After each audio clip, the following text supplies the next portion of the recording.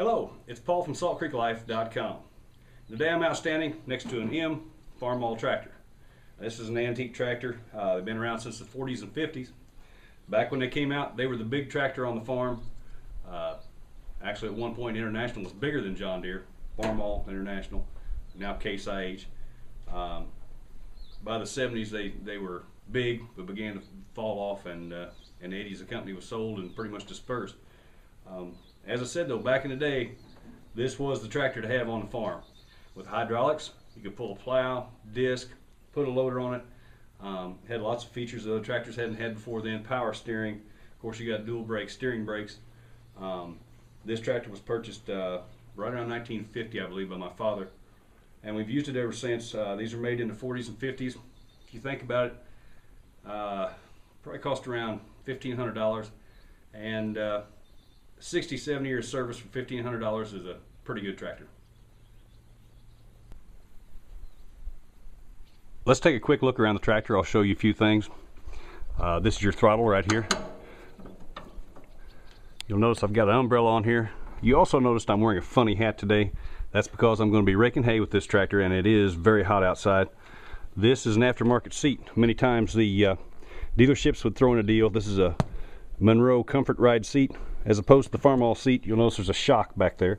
That's a Monroe shock, and they add those on to a lot of tractors, give you a little better ride.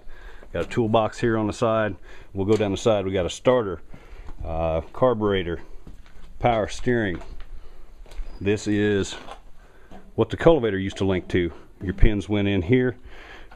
You bolted her up to the side with that. A couple slots here on the side that it fit into. Cranked her down, and that was the front part of your held the front part of your cultivator together. Now on this side, of course, your alternator or governor, your distributor and everything. You'll notice something funny right here. This is an aftermarket hydraulic pump. They had a belly pump that came with the tractor. M&W made an aftermarket which run off the same thing as your distributor does, so even when the clutch was in, you had hydraulics. And that is what's called live hydraulic power. So you had hydraulic power even when you pushed in the clutch and came to a stop. Of course, you got dual valves to select your hydraulics. Battery right there, and these are your two brakes like tractors of today. You got a left and right brake to help you steer. And that's very important with the narrow front end. And I'll show you in a little bit how this all works together. Now, seated on the tractor, you can see all the way at the front the radiator cap. Muffler behind that, pre-cleaner for your air cleaner. You got a oil pressure gauge, water temperature. This is your steering column running up through here. Right there's your steering. Like I said before, there's your throttle. Look down here, we got a ammeter. This is your light switch. This is the ignition switch to give power to the coil. Starter button, and we got a gear shift here. And if you're a newbie, it's even got a gear shift pattern right there, so you can figure out how to use it. Let's go ahead and see if she'll fire up today. So I pull out the ignition switch and give a step on the starter. And that's the way she goes.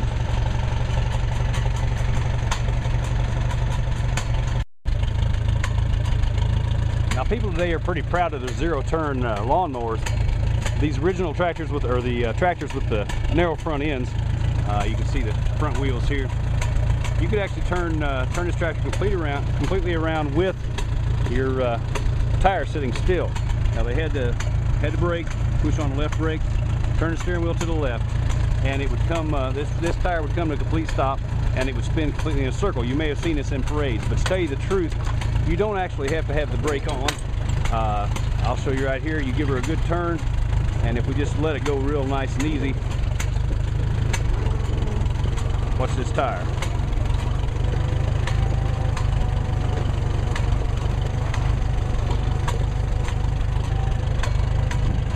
And you can see we're just rotating in a circle. And it'll do that either direction. They're good for tight spots, raking hay, and things like that. And that's why I'm going to use it today.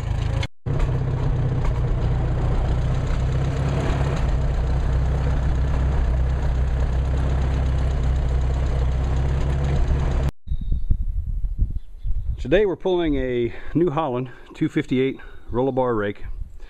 These are pretty simple rakes. Been around a lot of years. They were really the nicest rake of their time.